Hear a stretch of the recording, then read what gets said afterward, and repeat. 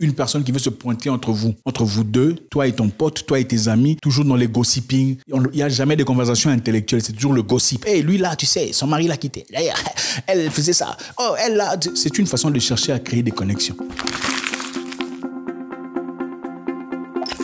Le gossiping est une chose très dangereuse. Gossiping. Je sais que beaucoup de personnes négligent l'importance, l'utilité, la toxicité du gossiping. Comment on dit ça en français? Gossiping, c'est la sournoiserie. Les gens qui aiment parler sur les gens. Hey, tu sais, derrière là-bas, ils ont acheté la voiture. Oh non, tu ne sais pas, la voiture là, c'est pas à lui. Au fait, c'était pour son boss. Lui, c'est pas le... Oh, laisse-moi te dire. Lui, il fait ça. C'est ça le gossiping. Le gossiping est très dangereux. Vous rencontrerez des gens très souvent, je sais que vous en connaissez au moins une ou deux ou trois, qui, leur conversation tourne seulement autour du gossiping. Au fait, qu'est-ce qui se passe en réalité? Il y a beaucoup de gens qui sont incapables de créer des liens. Vous savez, les humains sont basés sur les liens. On crée les liens, moi et vous. On a créé un lien. Si ça fait longtemps que vous êtes là, vous me suivez depuis quelques années, 3 ans, 4 ans, 5 ans, on a créé un lien. Une personne à côté de vous, avec qui vous discutez régulièrement, vous avez certainement créé un lien. Les humains sont des gens de connexion. Vous avez créé des connexions avec les gens. Quand tu rencontres quelqu'un, vous essayez de créer des connexions. Et les connexions peuvent être faites dans beaucoup de domaines, dans beaucoup de façons. Quelquefois dans les discussions intelligentes, d'autres fois dans les discussions de l'église, spirituelles, peu importe, dans beaucoup de choses sociales, ça crée les liens. Le gossiping souvent revient autour d'une personne, si vous remarquez,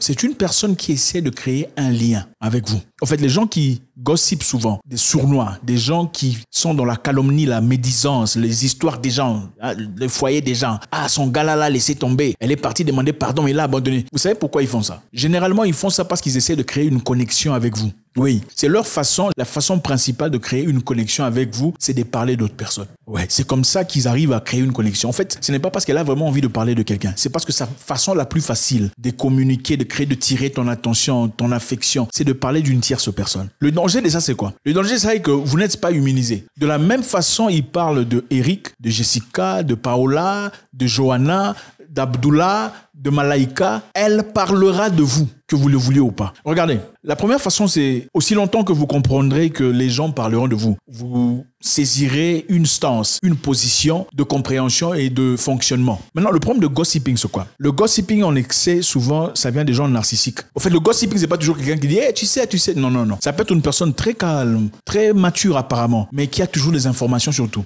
Elle connaît tout ce qui se passe dans tout. Chez tout, elle n'est pas sortie de chez elle, mais elle sait ce qui s'est passé là-bas. Elle sait ce qui s'est passé ici. Elle sait ce qui se passe à Gondwana. Elle sait ce qui se passe à Malawi. Elle sait ce qui se passe dans la vie de Jérôme. Elle sait que Lucas a acheté une voiture, mais qui ne l'appartenait pas. En fait, la voiture a été volée à Londres ou en Afrique du Sud. Elle a été emmenée dans un pays en Afrique. Donc, elle sait tout, surtout. Comment elle le fait, on ne sait pas comment elle le fait, mais ils ont toutes les informations. Le problème de gossiping, c'est quoi? Quand vous commencez à gossiper aussi, vous ne rencontrez que de gens gossipeurs. C'est de l'énergie. Oui, oui. Il faut commencer à créer un environnement où vous refusez de gossiper. Généralement, vous verrez quoi? Quand une personne comme ça essaie de chercher un attachement à travers la médisance, la calomnie, et que vous repoussez cette histoire, qu'est-ce qui se passe? Elle commence à vous repousser aussi. Parce qu'apparemment, vous n'arrivez pas à connecter. La connexion ne se crée pas. Et souvent, vous remarquerez, ces genres de personnes n'ont jamais d'amis. Ok. Ils n'ont jamais d'amis aux 5 ans d'amitié. Il n'y a pas. C'est-à-dire, quand je parle de 5 ans d'amitié, je ne dis pas 5 ans, on ne sait pas parler, on sait parler, on ne sait pas parler. C'est-à-dire 5 ans d'amitié stable ou 10 ans d'amitié, ils sont bien. Donc les amis permanents. Les amis permanents, ils n'en ont pas. Ok. C'est toujours à lui, là, on était bien, je ne sais pas ce qui s'est passé entre nous. Ah, avec lui, on a étudié à l'école, on était bien à l'école, mais ils n'ont jamais des amis permanents. Et la plupart de ceux qui sont leurs amis, ce sont seulement des gens de leur famille. Oui, oui.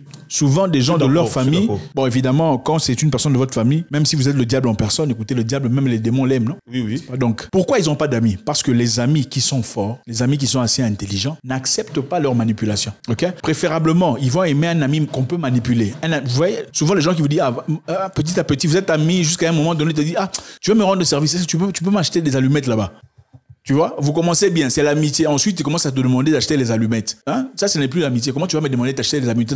C'est dans quel cadre? Moi, je suis ton pote ou je suis ton serviteur? En fait, la psychologie est très importante, les amis. Et beaucoup de personnes ne comprennent pas. Moi aussi, d'ailleurs, dans beaucoup de cas. Pendant très longtemps, je n'ai pas compris. Si vous comprenez la psychologie, vous regardez un humain, vous savez le catégoriser. Il y a par exemple ce qu'on appelle la triangulation narcissique. C'est quoi une triangulation narcissique? La triangulation narcissique est une tactique de manipulation dans laquelle une personne ne communique pas directement avec une autre personne. D'accord? Mais utilise une troisième personne pour relayer la communication entre les deux, formant un triangle. Donc, c'est une personne qui décide de ne pas communiquer avec toi toi, mais communiquer avec une tierce personne, créant un triangle entre vous. Elle fait également référence à une forme de fractionnement dans laquelle une personne manipule une relation entre deux parties, contrôlant la communication entre elles. C'est-à-dire, la triangulation peut se manifester sous forme d'un dispositif de manipulation visant à susciter la rivalité entre deux personnes, dans l'objectif de diviser pour régner ou pour montrer une personne contre une autre. Ce sont les gens qui se mettent entre vous. Oh, tu vois, elle a dit ça. Elles ne sont pas nécessairement agressives. Elle essaie de contrôler l'information, la nuance des choses. Toi, tu ne comprends pas. Tu as un problème avec Jessica. Il y a eu Paola qui est entrée entre vous deux. Mais depuis que Paola est là, votre problème ne se termine plus. Parce qu'en général, Paola veut quoi? Que toutes vos informations ne passent plus à travers toi et Jessica, mais que vos informations passent à travers elle. C'est ça la triangulation narcissique. Et à travers ça, elle a quoi? Qu'est-ce qu'elle gagne? Le sens du pouvoir. Elle contrôle ce qui se passe entre vous. Donc, il crée les triumvirats pour contrôler les gens. Tout à fait. Vous savez, il y a des fois des problèmes que vous avez avec vos amis ou même vos compagnes, vos compagnons, votre mari. Il y a des histoires qu'il faut vous parler entre vous deux. Pas nécessairement parler à une tierce personne. Et ça, c'est une histoire que j'avais compris. Parce que je me souviens, ça m'est arrivé à moi aussi. Je parlais à une personne proche de ma famille. Okay. De ma situation avec quelqu'un avec qui j'étais. Okay. D'accord? On a discuté, on a parlé. Cette personne m'a donné des conseils. Ces conseils étaient propres. Mais ces conseils allaient détruire ce qu'on avait. Comment ça? Parce qu'elle me disait, tu ne peux pas tolérer ces genres d'histoires. C'est intolérable, c'est inacceptable. J'ai écouté, mais j'ai réfléchi. Dans ce cas-ci, je sais que j'avais raison. Mais bon, j'avais raison, mais j'avais aussi un peu tort. Mais elle avait tort pour la plupart des cas. Je dis, si je l'écoute, je vais détruire ce qu'on a. Parce qu'il y avait la sympathie. Tout à fait. Elle voulait mon bien, n'est-ce pas? Elle voulait mon bien. En voulant mon bien, elle était prête à détruire ce que j'avais pour vouloir mon bien. La réalité est celle-ci. Ce que vous vivez dans votre vie, dans votre foyer, dans votre mariage, c'est entre vous et votre femme, vous et votre mari. Ce n'est pas vous, ce n'est pas moi, ma petite sœur et mon mari. Ou moi, ma petite sœur et ma femme. Non, c'est entre vous et votre mari et votre femme. Votre petite sœur, votre grand frère, votre cousin ou peu importe une personne entière entre vous n'a jamais été là quand vous vous êtes rencontrés. Quand vous avez traversé des moments difficiles, vous avez crapahuté, vous avez été les deux, vous deux, c'était vous deux. Il n'y avait personne d'autre. C'est bien de chercher des conseils auprès des gens pour vous aider. C'est bien, c'est bien, on vous encourage. Mais ce n'est pas auprès de qui, n'importe qui qu'on cherche conseil. La triangulation se produit lorsque le narcissique tente de contrôler le flux, l'interprétation et les nuances de la communication entre deux acteurs. Vous comprenez? Une personne que vous rajoutez entre vous contrôle la nuance de la conversation entre vous deux. Il veut s'assurer que les communications passent par le narcissique et lui reviennent constamment, lui donne un sentiment d'importance. Une personne narcissique veut s'assurer que les autres acteurs communiquent par son intermédiaire. C'est moi qui gère cette affaire. Voilà pourquoi beaucoup de mariages sont détruits, parce que quelqu'un a géré votre mariage à sa place. D'ailleurs, moi, ces gens, je les appelle les inspecteurs de la vie. Inspecteurs de la vie? Oui, parce que ce sont des gens, si tu regardes bien, ils n'ont rien de tangible dans leur vie. Ouais. Ils ont échoué, oui, mais ils sont spécialistes à prodiguer des conseils. Ah, tout à fait. C'est ça. Voilà pourquoi je vous encourage de vous cultiver en psychologie. Quand vous comprenez la psychologie des humains, l'étude de l'âme, vous commencez à comprendre les gens pour ce qu'ils sont. Les gens viennent dans votre vie pour plusieurs raisons. Il y a une personne qui t'aime bien parce que tu le traites avec considération et respect. Pour lui, considération et respect, c'est-à-dire il faut toujours le mettre il faut toujours le mettre là. À partir du moment où tu sais vivre ta vie sans eux, ça devient un problème. Une autre histoire, je veux vous dire. Il faut faire très attention aux amis que vous associez à votre relation. Ouais. Les amis peuvent détruire une relation. Oui, oui. C'est très possible. C'est un bon ami, mais un très mauvais conseiller. Il faut faire attention aux frères et aux sœurs à qui vous demandez conseil. Ça peut être votre frère, votre sœur, qui vous aime de tout son cœur. Très mauvais conseiller ou très mauvais conseiller. Ou vous allez pour demander conseil à une personne qui a échoué dans une histoire où vous voulez réussir. Vous n'allez pas réussir. Si vous cherchez l'argent, vous allez chercher chez un pauvre ou vous allez demander conseil chez un riche. Répondez-moi. Pourquoi vous allez demander conseil auprès d'une personne divorcée sur comment garder votre mariage? Ça va pas, écoutez, ça ne va pas fonctionner. À moins que ce soit une personne qui reconnaisse ses fautes et ses défaillances. Pourquoi mon histoire n'a pas marché? Il n'y a pas de conseil que moi je vois qu'elle pourrait te donner pour que tu avances. Ok? Il y a une très petite possibilité qu'une personne te dise, écoute, tu sais, moi, mon mariage a été détruit à cause de ça.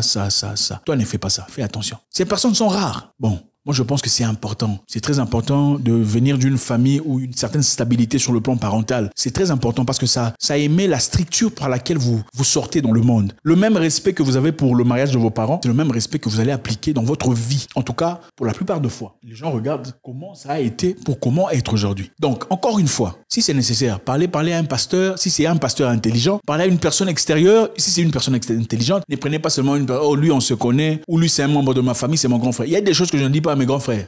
Ou parmi mes grands frères, il y a des gens que je sélectionne. Lui, là, je peux lui parler. Parce que je sais qu'il va me donner un conseil comme ça. À lui, je ne le dirai pas. Parce que lui, si je lui dis, il va le dire à sa femme. Oui, oui. C'est ça. Laissez-moi vous dire une chose. Les meilleures personnes auprès de qui il faut aller demander conseil, ce sont des gens qui vous condamnent. Voilà pourquoi dans certaines histoires, je ne pose pas même des questions à des gens qui sont très proches de moi. Je vais demander à une personne tierce qui n'a aucun intérêt, qui me dira la vérité. Ce sont ces personnes auprès de qui il faut partir. Je vous encourage. Faites des recherches sur la triangulation. Une personne qui veut se pointer entre vous deux, toi et ton pote, toi et tes amis, toujours dans les gossiping. Il n'y a jamais de conversation intellectuelle. C'est toujours le gossip. Hey, lui là, tu sais, son mari l'a quitté. D'ailleurs, elle faisait ça. Oh, elle là. C'est une façon de chercher à créer des connexions. Ce n'est pas de leur faute. C'est un problème qui peut être résolu en voyant un psychologue, une personne. Bon, malheureusement, en Afrique, quand on parle de psychologue, les gens sont offensés. C'est comme si tu l'insultes. C'est ça la vérité. On est malade. La maladie, c'est pas seulement physique. On peut être mentalement malade. Ça peut arriver à n'importe qui. Il faut aller voir un psychologue pour t'aider si vous tenez vraiment à cette histoire. Mais une personne déjà au départ qui ne sait pas, elle n'a jamais tort. Ça n'a jamais été de sa faute. Aucune chose. Sauvez-vous. Donc ce sont des gens qui vivent de la duplicité. Le problème de beaucoup de personnes malades, c'est quoi? On aime écouter les choses bien, qui vont dans notre sens. Même quand vous allez à l'église, vous allez dans une église où on te dit, frère, il faut arrêter l'impudicité. Ou sœur, il faut arrêter cette vie que tu commences à mener. Aimer les gens pour leur argent, ce n'est pas bien. Aller marcher, changer politicien en politicien dans l'espoir de vivre, ou te comparer à d'autres femmes sur combien des bijoux ils ont, qu'est-ce que toi tu n'as pas, ce n'est pas une belle vie. On n'aime pas ça. 2 jours après, on quitte l'église. Mais si vous partez quelque part, on te dit, tu seras béni, tu vas trouver quelqu'un de bien. On adore ça. Mais une personne intelligente, une personne qui a envie d'avancer, de progresser dans la propreté, une personne guérie dans son cœur, veut savoir le bien et le mal qui le comporte. Dites-moi, mon défaut, c'est quoi? Parle-moi de mes difficultés. Une personne guérie veut savoir, c'est quoi ma faute? Je parle mal, j'agis mal, je me présente mal. Une personne guérie fait ça. Une personne malade n'a jamais tort de sa vie. Il va trouver des excuses. Et d'ailleurs, c'est à cause de toi que je suis devenu comme ça. Je n'avais jamais été comme ça. Pervers, narcissique, malade, 150. Il y a des façons de guérir. Et je pense qu'il est très important, encore une fois, très important de se renseigner sur la psychologie des humains. Bless.